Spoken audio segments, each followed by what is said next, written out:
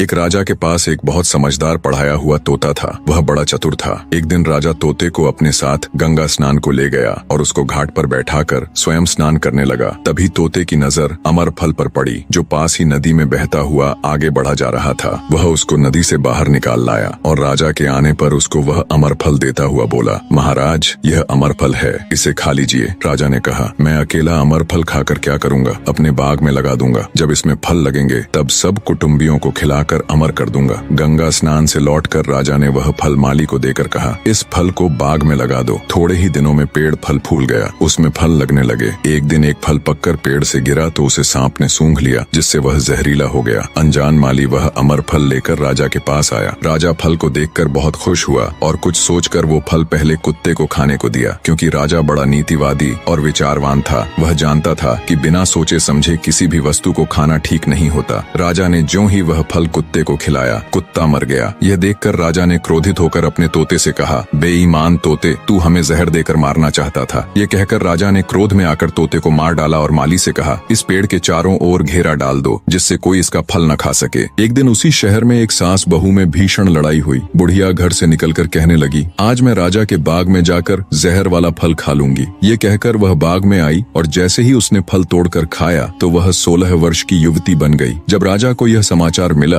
तो उसे सारा माजरा समझते देर न लगी। राजा को बड़ा दुख हुआ। वह कहने लगा, वास्तव में यह अमर फल ही है। मैंने व्यर्थ ही इतने समझदार तोते को मार डाला। इतनी दास्तान कहते कहते सवेरा हो गया। तब ठग की बेटी ने महेंद्रगुप्त से कहा, आज तो तूने मुझे बातों में लगाकर अपनी जान बचा ली, परंतु आज रात मेरी छोटी बहन की बारी है। वो तुझे हरगिज जीवित न छोड़ेगी। जब ठग की छोटी बेटी को पता चला कि महेंद्रगुप्त जिंदा और बिल्कुल सही सलामत है तो उसकी खुशी का ठिकाना न रहा। अपनी बहन को दिखाने के लिए ऊपरी मन से बोली, तुम निश्चित रहो बहन, मैं आज इससे लाल लिए बगैर छोड़ने वाली नहीं हूँ। दिन बीता और रात हुई। तब ठग की छोटी बेटी महेंद्रगुप्त के पास गई और बोली, भगवान का शुक्र है जो तुमने चालाकी से अपनी जान बचा ली। महेंद्रगुप्त बोला, तुम सब ऐसा क्यों करते हो? तब ठग की छोटी बेटी बोली, हमारी तो यही रीति है कि मेरे भाई और बाप मुसाफिरों को पकड़कर लाते हैं और हम बहनें अपनी चालाकी से उनसे माल हथिया कर उन्हें मार डालती हैं। फिर वह बोली, पर तुम चिंता मत करो, अब मेरी बारी है और मैं तो दिलो जान से तुम्हारी दासी हूँ। तुम्हें जैसा समझ पड़े वैसा ही करो। यह सुनकर महेंद्रगुप्त बोला, प्रिय,